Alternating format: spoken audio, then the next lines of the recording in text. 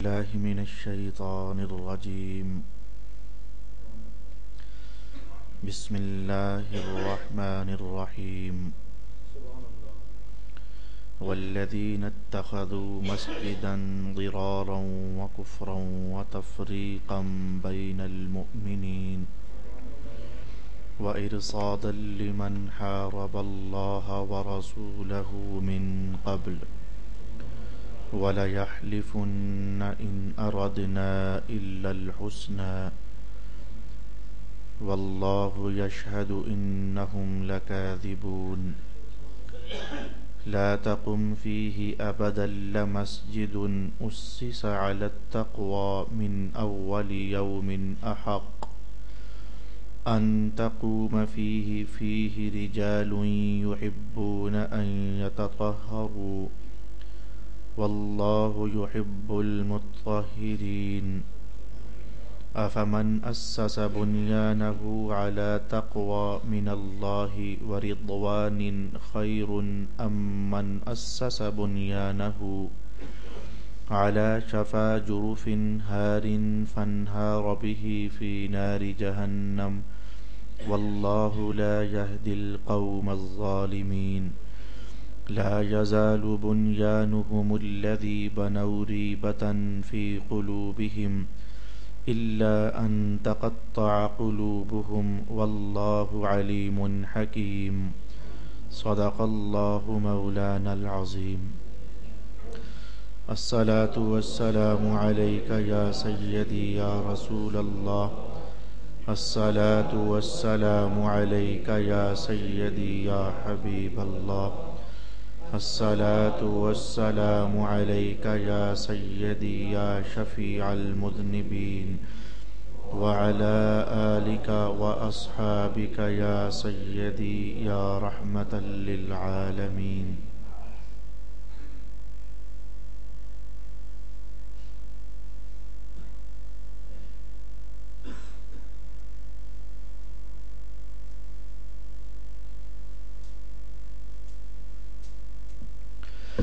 رسول پاک صلی اللہ علیہ وآلہ وسلم کے سفر تبوک کے زمانوں میں گزشتہ نشست کے حوالے سے ذہن میں رکھیے کہ مدینہ کی آبادی میں ایک مسجد قائم کی گئی تھی مسجد قباء کی طرف، اور وہ منافقین نے مسجد بنائی تھی. رسول اللہ صلی اللہ علیہ وآلہ وسلم کے مشن کو روکنے کے لیے ایک کافروں کے سرغنے ابو عامر کی سپورٹ کرنے کے لیے مسلمانوں کے خلاف ایک مورچہ بنانے کے لیے ایک مسجد قائم کی گئی تھی، جس کے کچھ احوال پچھلی نشست میں ہم سماعت کر چکے. مسجد جب بن چکی تو منافقین رسول پاک صلی اللہ علیہ وآلہ وسلم کے دربار اقدس میں حاضر ہوئے. عنوان دعوت یہ تھا کہ آپ مہربانی فرمائیں یا رسول اللہ نماز پڑھیے ہماری اس مسجد میں. اللہ کی قسم ہم نے یہ مسجد خیر اور نیکی کے عنوان پر قائم کی ہے. قرآن حکیم نے اگلے الفاظ میں ان کا یہ جملہ نقل کیا ہے وَلَيَحْلِفُنَّ إِنْ أَرَدْنَا إِلَّا الْحُسْنَى. اللہ کی قسم ہم تو اس مسجد سے خیر اور حسنہ اور نیکی ہی کا ارادہ رکھتے ہیں. تو رسول اللہ صلی اللہ علیہ وآلہ وسلم چونکہ تبوک کے لیے رخت سفر باندھ چکے تھے اور اللہ کی طرف سے وحی بھی نازل ہو چکی تھی، جبریل امین اس مسجد کے متعلق یہ کلمات لے کر اتر چکے تھے کہ ان لوگوں نے نقصان پہنچانے کی خاطر مسجد بنائی ہے، کفر کرنے کی خاطر مسجد بنائی ہے، مؤمنین کے درمیان فرقہ واریت پھیلانے کے لیے مسجد بنائی ہے، اللہ اور اس کے رسول سے جو جنگ کر رہا ہے اس کو کمین گاہ میسر کرنے کے لیے یہ مسجد بنائی ہے. تو رسول پاک علیہ السلام نے انکار کیا، اور انکار کچھ ایسا تھا کہ کلمات یہ تھے کہ اس وقت تو ہم تبوک کے لیے روانہ ہو رہے ہیں ہم جب واپس پلٹیں گے تو انشاءاللہ دیکھا جائے گا۔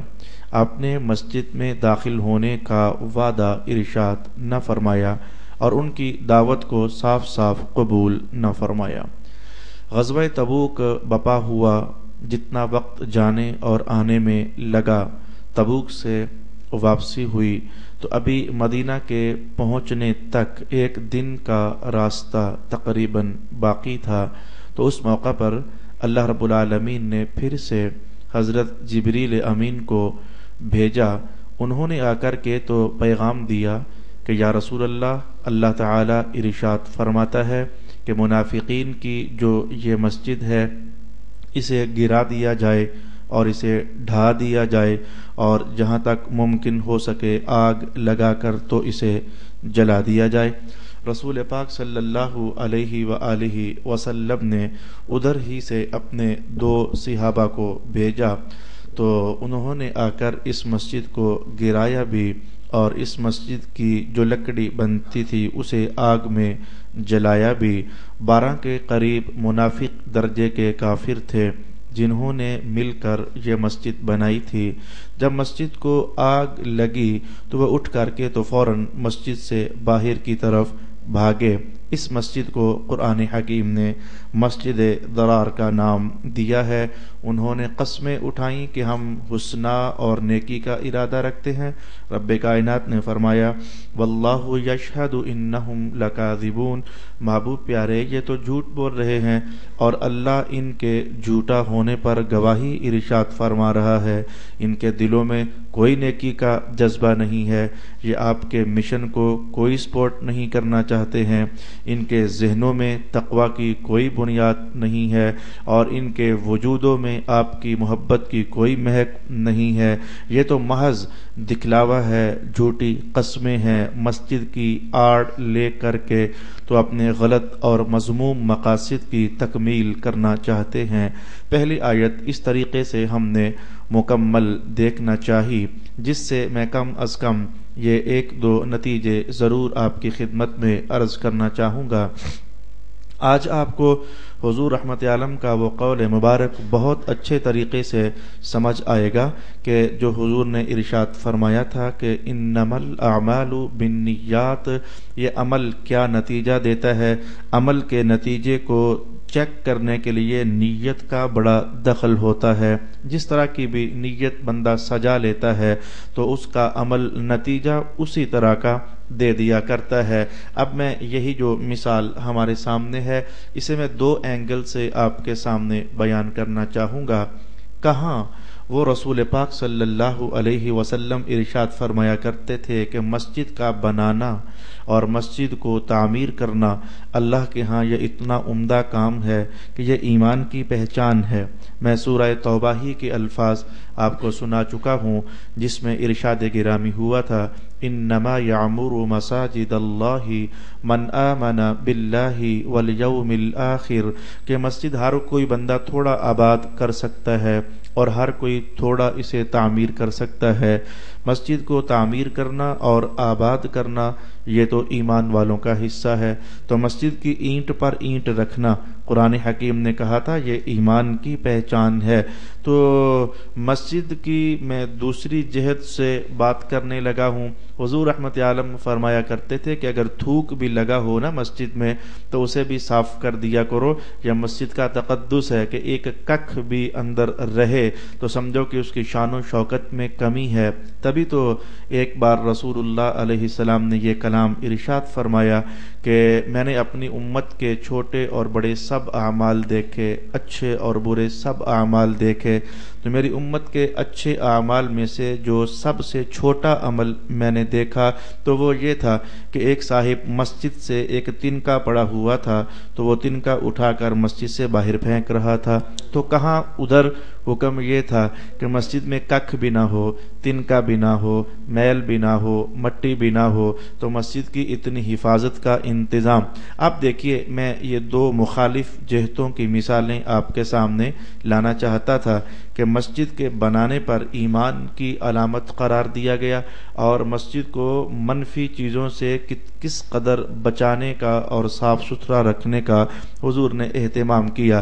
تو کیا ایسا ممکن نہیں تھا کہ جن لوگوں نے یہ مسجد بنائی تھی تو ان کے ظاہر کو دیکھا جاتا، ان کی محنت کا خیال کیا جاتا، انہوں نے انویسٹ کی تھی، اسے خراج تحسین پیش کیا جاتا اور حکم جاری کر دیا جاتا کہ جی آپ کے لیے جنت ہے، آپ کے لیے ایمان کی گارنٹی ہے، آپ نے مسجد بنائی ہے، بڑا اچھا کام کیا ہے۔ کیا ایسا ممکن نہیں تھا؟ ممکن تھا، لیکن اصل میں قرآن حکیم کے پیش نظر کچھ اور ہوتا ہے، فطرت کے پیش نظر کچھ اور ہوتا ہے۔ اگر آپ کا ذہن تھوڑی دیر کے لیے کشادہ ہو جائے تو میں کہوں گا کہ یہ جملہ اخذ کرنا کیا مشکل لگے گا آپ کو کہ نیکی کا وجود اگر ہے تو جاننا چاہیے وہ جانے رسالت مآب کی وجہ سے ہے۔ اگر کوئی نیکی بھلے اپنے وجود میں بڑا قد کاٹ رکھتی ہے لیکن اس کی نسبت مصطفیٰ جان رحمت سے کاٹ دی جائے تو یقین جان لیجئے کہ وہ نیکی وجود میں نیکی نہیں رہتی ہے، اور اگر کوئی نیکی کم درجے کی بھی ہو لیکن اس کی نسبت سرکار دو عالم سے پیوستہ ہو، مستحکم ہو اور مضبوط ہو تو وہ کم ہونے کے باوجود اللہ اسے قد آوری عطا فرما دیتا ہے۔ یہ نتیجہ میں نے کیسے اخذ کیا؟ میں نے کہا کہ دیکھیے، ظاہر میں مسجد بنائی، اینٹ سے اینٹ لگی، محنت ہوئی، کاوش ہوئی، مزدوریاں دی گئیں، لکڑی کو چھت کے طور پر استعمال کیا گیا، لیکن چونکہ اندر سے قرآن حکیم نے خود کہا کہ یہ تو مصطفیٰ جان رحمت کے دشمنوں کو سپورٹ کرنے والی بات ہے، یہ اندر سے مسلمانوں کو جدا کرنے والی بات ہے، رسول اللہ علیہ السلام کے مشن کو یہ روکنے کے ارادے ان کے اندر سے بنے ہوئے ہیں، تو ظاہر سے نسبت کا جوڑنا اور اندر سے نسبت کا توڑنا، میں کہوں گا یہ بہت بڑی نیکی بھی ہو تو اسے بھی لاشے کر دیا کرتا ہے، اسے بھی نیست و نابود کر دیا کرتا ہے۔ اور پھر رسول پاک صلی اللہ علیہ وسلم کہاں تو یہ فرمایا کرتے تھے کہ مسجد میں تنکا بھی نہیں ہونا چاہیے، مسجد کا تقدس ہے، اس کے آداب ہیں، اس میں تھوک بھی نہیں ہونا چاہیے، اور کہاں آج تھوک تو تھوک، تنکا تو تنکا گرانے ہی کا حکم جاری کر دیا۔ کہاں وہ چھوٹا سا کام بھی گوارا نہیں تھا کہ تنکا مسجد میں پڑا ہو، یہ گوارا نہیں ہے، تھوک مسجد میں پڑا ہو، یہ گوارا نہیں ہے، اور میں کہوں گا تھوک کی بنسبت مسجد کو ڈھائی دینا یہ تو اس سے بہت بڑا کام ہے، بہت زیادہ ہو گیا کچھ مسجد کے خلاف، لیکن یہ مسجد کا گرانا بھی عبادت بن گیا۔ اللہ کے حکم کے مطابق جو تھا، اللہ نے فرمایا جو تھا، تو کہیں مسجد کا گرانا بھی عبادت بن جائے اور کہیں مسجد کا بنانا بھی گناہ بن جائے، ڈھونڈو خواہ بلا، تلاش کرو خواہ بلا کہ کوئی وجہ ذہن میں آتی ہے کہ عمل ایک ہی ہے مسجد کو بنانا اور عمل ایک ہی ہے مسجد کو گرانا، مسجد ہی تو ہے بننے میں بھی اور گرائے جانے میں بھی۔ ہوا تو یہ کرتا تھا، مسجد کا بننا عبادت ہوتا تھا اور مسجد کا گرانا گناہ ہوتا تھا، لیکن آج مسجد کا بننا گناہ بن رہا ہے اور مسجد کا گرایا جانا اللہ کی اطاعت ہو رہی ہے۔ تو اندر سے جو راز سرکتا ہوا آپ پاؤ گے وہ یہی تھی کہ بناتے وقت رسول اللہ کے خلاف چلنے کی نیت ذہن میں آ چکی تھی، بناتے وقت اسلام کو نقصان پہنچانا یہ فطور ذہن میں اتر چکا تھا۔ تو میرے دوستو، بس یہاں سے ایک سبق آپ سیکھ لیجئے کہ بڑے سے بڑا عمل بھی ہو تو نیت کا فساد اس بڑے عمل کو بھی خراب کر دیا کرتا ہے، اور چھوٹے سے چھوٹا عمل بھی ہو لیکن اس میں نیت اگر ستھری ہے، ذہن اگر ستھرا ہے اور خیالات میں اگر تازگی ہے تو اللہ تعالیٰ نیت کی بنیاد پر اس چھوٹے کام کو بھی بڑا بنا دیا کرتا ہے۔ ایک اور نتیجہ ہے میرے پاس، لیکن وہ نتیجہ میں چاہتا ہوں کہ ہم جب تھوڑا سا اپنا سفر آگے طے کر لیں تو وہیں جا کر آپ کی خدمت میں عرض کر سکوں۔ ابھی تک میں نے آپ کی خدمت میں پہلی آیت کو مکمل کیا، ہم آگے بڑھ جانا چاہیں گے۔ ارشاد گرامی ہوا لا تقم فیہ ابدا، پیارے رسول آپ نے اس مسجد میں کبھی بھی قیام نہیں کرنا، کبھی بھی کھڑا نہیں ہونا، اس میں آپ نے نماز نہیں پڑھنی۔ مسجد تھی لیکن کہا کہ بھلے مسجد ہے لیکن آپ نے اس میں نماز نہیں پڑھنی۔ کیا آپ کو رکنے کا دل کر رہا ہے؟ کیا ذہن کسی شے کی تلاش میں آگے بڑھنا چاہتا ہے؟ کیا رغبت ہے کہ کچھ یہاں سے ٹٹول لیا جائے؟ مسجد ہے فرمایا لیکن اس میں کھڑا نہیں ہونا۔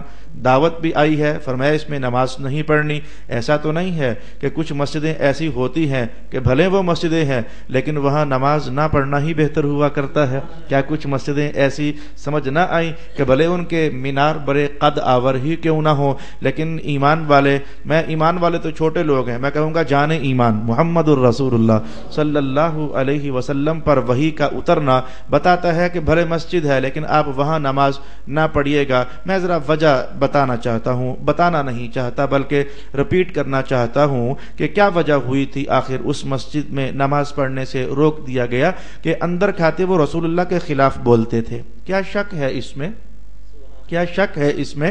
قرآن حکیم آپ کے سامنے ہے، جس مسجد کو انہوں نے بنایا اندر کھاتے وہ رسول اللہ کے خلاف بولتے تھے، رسول اللہ کے خلاف سوچتے تھے، نمازیں بھلے پڑھتے تھے، میں کہوں گا نمازیں بھلے پڑھتے تھے اور نمازوں کی جماعت بھی بھلے کرواتے تھے لیکن ان کا دل مل نہ سکا تھا ابھی تک رسول اللہ سے، ان کی سوچیں مل نہ سکی تھیں ابھی تک رسول اللہ سے، اور ان کے محبت کے جذبات ابھی تک مل نہ سکے تھے رسول اللہ سے۔ تو پھر وجہ یہ ہوئی کہ مسجد کو نہیں دیکھا جائے گا، مسجد میں بیٹھنے والے کے دلوں کا رسول اللہ سے تعلق دیکھا جائے گا کہ ان کا تعلق کس درجہ کمزور ہے یا ان کا تعلق کس درجہ مضبوط ہے۔ مسجد کو نہیں، ان کے دلوں میں جو تصورات ہیں رسول پاک علیہ السلام کے متعلق کیا حضور کے حق میں ہیں یا حضور کے خلاف ہیں۔ تو میں پھر جملہ کہنے لگا ہوں اور سب سے پہلے یہ جملہ میں اپنی ذات سے شروع کرنا چاہوں گا، اس کے لیے یہ کائنات کی کھلی کتاب آپ کے لیے بہت سے راستے آپ کو دکھانے والی بھی ہے اور سمجھانے والی بھی ہے۔ یاد رکھنا جس دن آپ کو اس محراب سے، منہاج مسجد کے محراب سے رسول اللہ کے خلاف کوئی بات میں سکھاؤں، ان کی محبت کے خلاف کوئی بات میں کہوں تو اس دن میرے اس کردار کی وجہ سے تم پر لازم ہو جائے گا کہ نہ آنا میرے پاس، نہ مت سننا میرا درس قرآن، مت سمجھنا جو میں قرآن کا پیغام آپ کو دینا چاہوں گا وہ صرف نام رہ جائے گا، وہ صرف ڈھانچہ رہ جائے گا، اس میں جو روح ہے مصطفیٰ کے پیار کی وہ مٹ چکی ہوگی، تو پھر میرے پاس آنے سے تمہیں کوئی فائدہ حاصل نہیں ہوگا۔ تو جب قرآن کے ترازو میں نے اپنے آپ کو بھی تولا تو یوں کہا کہ مسجد اصل میں افکار بانٹتی ہے، مسجد اصل میں محبتوں کے عنوان دیتی ہے، مسجد اصل میں رسول اللہ کا تعلق سکھاتی ہے، مسجد اصل میں محراب اور منبر کا تقدس بتاتی ہے، مسجد اصل میں کسی کو باہوں سے پکڑ کر حضور کے پیچھے کھڑا کر دینا بتاتی ہے۔ تو اگر یہ آوازیں، یہ عنوانات، یہ ذہنیت، یہ سوچیں، یہ افکار مسجد میں سمٹ جائیں تو پھر وہ ڈھانچہ ہے، اس میں نہ مسجد کی روحانیت ہے، نہ تقدس ہے، نہ آداب ہے، نہ وہ نتائج ہیں۔ تو جب میں نے کہا کہ اگر میں بھی رسول اللہ کے خلاف کسی نہ کسی جہت سے بولوں تو میرے پاس نہ آنا آپ کو کچھ نہیں ملے گا، جب میرا حال بھی یہ ہے قرآن کے ترازو میں، تو پھر جان لینا تمہارے گجرخان میں، تمہارے لاہور میں، تمہارے پشاور میں، تمہارے پاکستان میں ہر ایسی مسجد جس میں رسول اللہ کے خلاف زہر اگلا جائے، جس میں مصطفیٰ جان رحمت کی محبتوں کا گلا گھونٹنے کا اہتمام کیا جائے، جہاں رسول اللہ علیہ السلام کی صداقت معاب نسبتوں کے تقدس کو پائمال کرنے کے عنوان اور لیکچرز دیے جائیں، تو میری جان پھر مجھ سے کیوں پوچھتے ہو کہ ہم اس مسجد میں نماز پڑھیں یا اس مسجد میں نماز پڑھیں، کہاں چھوڑیں؟ میں کہوں گا کیا تمہارا عقل دماغ کام نہیں کرتا؟ کیا تمہارا ایمان تمہیں کوئی دعوت نہیں دیتا؟ کیا تمہارے دل سے محبت کی ہوک نہیں اٹھتی؟ کیا تم نے مصطفیٰ جان رحمت کی نسبتوں کو آج تک کچھ نہ سمجھا کہ تم اچھے اور برے میں فرق نہ ڈال سکو، تم کالے اور سیاہ اور سفید کو پہچان نہ سکو؟ تو ہر وہ مسجد جس میں ہر نسبت مصطفیٰ کی مہک ہے، پہنچنا، لپکنا، بڑھنا، وہاں نماز بھی ہے، اللہ کا نور بھی ہے۔ اور ہر وہ مسجد جو کبھی میلاد کو حرام قرار دے دے، کبھی مصطفیٰ جان رحمت کے علم غیب پر اعتراض کر دے، کبھی حاضر ناظر ہونے کو وہ لڑائی اور سیاپا بنا کر لوگوں کے سامنے لے آئے، کبھی حضور کے اختیار والا کی شان کو میں کہوں گا وہ دبانے کا اہتمام کرے، بھلے وہ میری ہو بھلے کسی اور کی ہو، میاں ایسی مسجد میں جانے سے تمہیں کچھ میسر نہیں ہوگا، تم تو تم ہو۔ میں تمہارے آقا کی کہانی بتاتا ہوں، یہ منافقین مدینہ تھے جو حضور کو ظاہر میں سلام کرتے، اندر سے دشمن تھے، تو رب کائنات نے مومن کو نہیں مومنوں کے آقا کو فرما دیا لا تقم فیہ ابدا، محبوب کبھی بھی ادھر نہیں کھڑے ہونا۔ یہ لفظ آبادان نے کیا بتایا؟ لفظ آبادان اتنا ہی کافی تھا، لا تقم محبوب ادھر نہیں آنا، ادھر کھڑے نہیں ہونا۔ میں آبادان کبھی آنے کا سوچنا بھی نہیں ہے، کبھی ادھر آنے کا تصور بھی نہیں جمانا ہے۔ یہ اس قابل ہی کہاں ہے کہ اسے آپ کی توجہ میسر ہو جائے، یا اس قابل ہی کہاں ہے کہ یہ آپ کی نسبت کا فیض پا جائے، یا اس قابل ہی کہاں ہے کہ آپ کی پاکیزہ پیشانی اس میں بچھی ہوئی چٹائی پر اللہ کے حضور سر بسجود کر دی جائے۔ یہ جگہوں کا تقدس بڑھ جاتا ہے اگر وہ جگہ منسوب ہو جائیں رسول اللہ کی طرف، اور جگہوں کا تقدس رہتا ہی نہیں ہے۔ میں کہنے لگا تھا کم ہو جاتا ہے، میں فوراً سنبھل گیا، کم نہیں ہوتا، رہتا ہی نہیں ہے۔ اگر مصطفیٰ جان رحمت کی نسبتوں کو میاں وہاں سے ہٹا دیا جائے، نچوڑ دیا جائے اور کھینچ دیا جائے، لا تقم فیہ ابدا لمسجد اسس علی التقوی من اول یوم احق ان تقوم فیہ۔ اچھا جی ان کی مسجد میں تو نہیں جانا، آپ کو یاد رہنا چاہیے میں نے کسی فرقے کا نام نہیں لیا، میں نے ضابطہ بیان کیا، میں نے قانون بیان کیا، اس قانون کے تحت میں بھی آپ کے سامنے کھلی کتاب بن کر پیش ہوا۔ میں نے یہ نہیں کہا کہ بریلویوں کے پیچھے پڑھو، سنیوں کے پیچھے نہ پڑھو، شیعوں کے پیچھے پڑھو۔ یہ ڈیفائن کرنا، یہ فیصلہ کرنا تمہاری اپنی صلاحیت ہے۔ تم کہاں سے نسبت کی مہک سونگتے ہو اور تمہیں لذت آتی ہے تو وہاں پہنچ جانا، اور کہاں سے تمہارا دل گواہی دیتا ہے کہ یہ ہیں تو حدیث کے الفاظ لیکن بولنے والا ساتھ زہر ملانا چاہ رہا ہے تو وہاں سے بچنا یہ تمہاری اپنی ذمہ داری ہوگی۔ میں نے نہ قرآن حکیم نے کسی فرقہ کا نام لیا، نہ میں نے کسی فرقہ کا نام لیا، قرآن نے ضابطہ تحریر کیا، میں نے بھی ضابطہ آپ کی خدمت میں بیان کر دیا۔ آگے بڑھ جائیے، فرمایا لمسجد اسس علی التقوی، اگر محبوب کھڑا ہونا ہے تو اس مسجد میں کھڑے ہو جائیے جس کی بنیاد پہلے ہی دن سے تقوی پر ہے۔ لمسجد اسس علی التقوی، جس کی بنیادوں میں تقوی بھرا ہے، آپ اس مسجد میں نماز پڑھیے۔ من اول یوم، پہلے ہی دن سے وہ تقوی کی بنیاد پر تھی۔ احق، اس مسجد کا حق زیادہ ہے، ان تقوم فیہ، کہ آپ اس مسجد میں جا کر کے تو کھڑے ہو جائیں۔ صحابہ میں اختلاف ہو گیا جب یہ آیت اتری کہ ایک مسجد ایسی ہے جس کی بنیاد پہلے ہی دن سے تقوی پر ہے، تو صحابہ کا اختلاف ہوا وہ کون سی مسجد ہو سکتی ہے۔ ابن عباس اور کچھ دیگر اصحاب ان کی رائے یہ تھی کہ یہ مسجد قباء ہے۔ اچھا جی، دوسرے اصحاب کی رائے یہ تھی کہ یہ مسجد نبوی ہے۔ میں کہوں گا کہ ہر ایک کے پاس دلیل ہے، میں وقت میرے پاس نظر آتا ہے، میں ایک لحظہ تھوڑی دیر کے لیے میں دلیل تک رسائی آپ کی کروا دینا چاہتا ہوں۔ جن لوگوں کا خیال یہ تھا اور اصحاب رسول کا خیال یہ تھا کہ وہ مسجد جس کی بنیاد تقوی پر ہے وہ مسجد نبوی ہے، تو جب ان کا اختلاف ہوا تو یہ سارے لوگ رسول پاک صلی اللہ علیہ وآلہ وسلم کے دربار اقدس میں حاضر ہوئے اور کہا حضور یہ کہتے ہیں کہ قرآن میں جس مسجد کا حوالہ قائم ہوا ہے وہ مسجد قباء ہے، اور ہم کہتے ہیں کہ وہ مسجد نبوی ہے، حضور آپ فیصلہ فرمائیں کہ یہ مسجد کون سی ہے۔ تو رسول اللہ علیہ السلام نے فرمایا کہ جس مسجد کا حوالہ یہاں ہے نا وہ میں محمد کی مسجد نبوی ہے صلی اللہ علیہ وسلم۔ اچھا بیان آ گیا رسول پاک صلی اللہ علیہ وآلہ وسلم کی طرف سے، فیصلہ ہو گیا۔ لیکن سوچنا یہ ہے کہ جن صحابہ کے خیال میں یہ گزرا تھا کہ یہ مسجد قباء ہے، آخر کوئی وجہ تو ہونی چاہیے، خاص کر کے اس محفل میں جو اہل علم احباب بیٹھے ہیں میں ان کی توجہ کو تھوڑی دیر کے لیے جاگ لگانا چاہوں گا دلیل کی، تاکہ وہ ذہن میں لائیں تو صحیح کہ کس بنیاد پر آخر مسجد قباء سمجھی گئی۔ اس آیت میں ہوا یہ تھا کہ اس آیت کے کچھ اگلے الفاظ ہیں فیہ رجال، کہ وہ جو تقوی والی مسجد ہے اس مسجد میں کچھ بندے آتے ہیں نماز پڑھنے کے لیے۔ اچھا ان کی شان کیا ہے؟ یحبون ان یتطہروا، وہ طہارت میں کمال درجہ رکھتے ہیں، بڑی محبت کرتے ہیں کمال درجے کی طہارت کو۔ تو جس مسجد کو تقوی والی کہا گیا اس میں کچھ لوگ آتے ہیں۔ تو اس آیت کے اترنے کے بعد حضور نے ان لوگوں کو پوچھا جو لوگ آتے تھے نا اس مسجد میں، ان لوگوں سے پوچھا وہ تم کیا کرتے ہو طہارت کے سلسلے میں؟ اللہ نے تمہاری بڑی شان بیان کی ہے اور کہا ہے کہ وہ تم ہو جو کمال طہارت کو پسند کرتے ہو، تم کیا کرتے ہو؟ انہوں نے کہا جی حضور ہم نا پانی سے استنجے کرتے ہیں، مٹی کے ڈھیلے بھی استعمال ہوتے ہیں لیکن پانی بھی ہم استعمال کرتے ہیں۔ تو جن لوگوں سے رسول اللہ نے پوچھا نا وہ لوگ اصل میں قباء سے آیا کرتے تھے، وہ قباء کی بستی والے تھے۔ تو مسجد میں قباء کے لوگ آتے تھے تو ان سے پوچھا گیا کہ بھئی تقوی والی مسجد میں تم نماز پڑھتے ہو تو تمہاری طہارت کی بڑی تعریف ہوئی ہے، تم کیا کرتے ہو؟ تو یہاں سے سمجھ لیا گیا چونکہ جن لوگوں سے پوچھا گیا وہ قباء والے تھے نا تو یہ مسجد قباء والوں ہی کی ہوگی، اس بنیاد پر یہ مفہوم اخذ کر لیا گیا کہ یہ قباء کی مسجد ہے۔ البتہ اتنا ضرور ہے کہ رسول اللہ علیہ السلام نے کیا مسجد قباء کو نوازا نہیں ہے؟ جی بڑا نوازا ہے۔ میں کہوں گا کہ حضور کی نوازش کی میں انتہا نہیں کہنے لگا، میں کہتے کہتے پھر رک جاتا ہوں، یہ نوازش کی انتہا نہیں کہنے لگا، میں کہنے لگا ہوں نوازش کا ایک انداز ہے، انتہا نہ جانے کہاں تک ہے، حضور کی عطاؤں کا ایک انداز ہے۔ یہ صلح حدیبیہ کا موقع تھا جب حضور کے اصحاب عمرے کی نیت سے مکہ کی طرف بڑھنا چاہتے تھے، اور پھر وہ لمبی کہانی آپ جانتے ہو جسے میں 2 جملوں میں سمیٹنے والا ہوں۔ وہ معاہدہ طے پا گیا کہ اس سال مسلمان عمرہ کرنے کے لیے مکہ نہیں جا سکتے تو اگلے سال آئیں۔ تو اب حضور کی بات کو فالو کرنا، اطاعت میں اتر آنا اور جھک جانا، یہ تو صحابہ کا بندگی کا مقصد ہی یہ تھا۔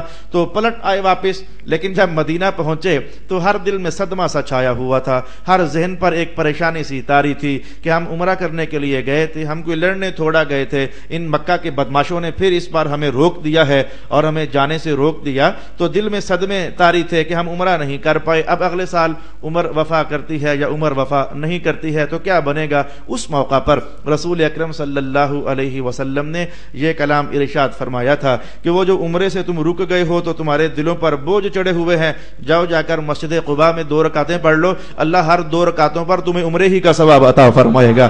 تو مسجد قباء کو رسول اللہ علیہ السلام نے اس موقع پر یہ ان کلمات کے ساتھ سرفراز کیا، نوازا۔ آج بھی حجاج کرام جب وہاں مدینہ کے ماحول میں جاتے ہیں، مکہ کے عمروں کا مزہ اپنا ہے اور مدینہ کے عمروں کا مزہ اپنا ہے۔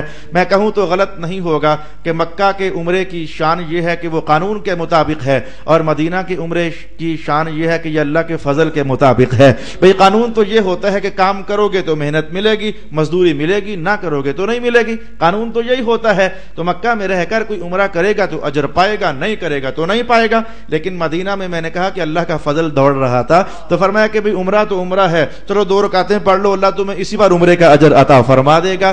البتہ مسجد نبوی کی شان میں بھی حضور نے کچھ کم کلام نہیں فرمایا ہے۔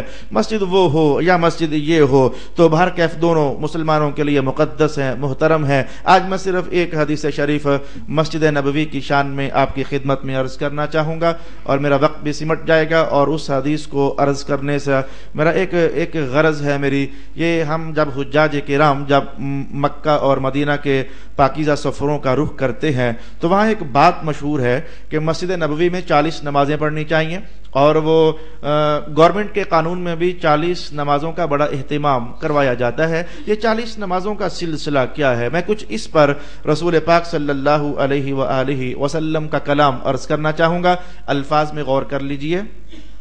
قال رسول اللہ صلی اللہ علیہ وسلم من صلی فی مسجدی ھذا 40 صلاۃ، کہ جس بندے نے میری اس مسجد میں 40 نمازیں پڑھی، لا تقضى احد احداهن، ان 40 میں سے ایک بھی قضا نہ ہوئی۔ کلام کچھ یوں ہے، وہ 40 کی 40 وقت کے اندر ہی پڑھی گئیں، خواہ جماعت سے پڑھ لیں تو بھی، بغیر جماعت کے پڑھ لیں تو بھی، کچھ جماعت سے ہو گئیں تو بھی، کچھ بغیر جماعت کی ہو گئیں تو بھی، شرط یہ ہے کہ کوئی قضا نہیں ہونی چاہیے۔ جس نے 40 نمازیں مسجد نبوی میں یوں ادا کر لیں تو رسول اللہ علیہ السلام فرماتے ہیں کہ اللہ تعالیٰ اسے 3 فائدے عطا فرماتا ہے اور اسے 3 اجر عطا فرماتا ہے۔ پہلا اجر کیا تھا؟ قال رسول اللہ صلی اللہ علیہ وآلہ وسلم کتبت له براءۃ من النار، اللہ لکھ دیتا ہے کہ اس بندے کو ہم نے آگ سے آزاد کر دیا ہے۔ وکتب له براءۃ من عذاب، اور اللہ لکھ دیتا ہے کہ اس بندے کو ہم نے قبر کے عذاب سے محفوظ کر دیا ہے۔ اور تیسرا جملہ لکھ دیا جاتا ہے کہ ہم نے اسے منافق ہونے سے بھی بچا لیا ہے۔ تو منافق ہونے سے بھی ہم نے اس کو بچا لیا ہے۔ مجھے 1 منٹ گنجائش دیتا ہے تو میں پھر رک جانا چاہوں گا۔ کیا ہر مسجد نبوی میں نماز پڑھنے والے کا یہی حکم ہوگا؟ آپ نے کیا یہ سمجھا؟ دل تو یہی کہتا ہے کہ یہی ہوگا، تو پھر اگر ہر مسجد نبوی میں نماز پڑھنے والے کا حکم یہی ہے تو پھر میں کہوں گا کہ منافقین کے لیے قرآن کیوں اترا تھا کہ یہ بڑے گندے ہیں، پلید ہیں، وہ 40 چھوڑ کر کے 100 سینکڑوں نمازیں رسول اللہ کے پیچھے پڑھ چکے تھے۔ منافقین مدینہ وہ تو 40 چھوڑ کر 100 نمازیں رسول اللہ کے پیچھے گویا کہ پڑھ چکے تھے، لیکن پھر بھی ان کے لیے دوزخ ہے۔ وجہ جاننی چاہیے کہ جس بھی عبادت پر کچھ اجر بیان کیا جاتا ہے، ایمان کا ہونا وہاں شرط ہوتا ہے۔ اگر ایمان نہ ہو تو میاں وہاں اس عبادت کا وہ اثر ظاہر نہیں ہوتا ہے۔ مثلا جس نے ماں کی خدمت کی جنت پائے گا، تو کیا کافر کو بھی جنت ملے گی؟ جی نہیں، کیونکہ ایمان وہاں میسر نہ ہوا۔ جو نمازیں پڑھتا ہے وہ جنت میں جائے گا، تو کیا کافر اگر مسجد میں کھڑا ہو جائے آ کر نماز پڑھ لے تو کیا اجر پائے گا، جنت پائے گا؟ جی نہیں۔ وجہ فوراً جان گئے کہ جی ایمان کا ہونا ضروری تھا۔ جس نے مسجد بنائی وہ جنت پائے گا، تو کیا کافر نے اگر مسجد بنائی تو کیا جنت پائے گا؟ جواب ہے کہ جی نہیں، کیونکہ ایمان وہاں موجود نہیں تھا۔ اسی حدیث کو بھی ویسے ہی سمجھیے، جس نے مسجد نبوی میں 40 نمازیں پڑھی وہ منافق نہ رہا، وہ کافر نہ رہا، وہ دوزخی نہ رہا۔ اگر اندر سے تعلق رسول اللہ سے ٹھیک تھا تو،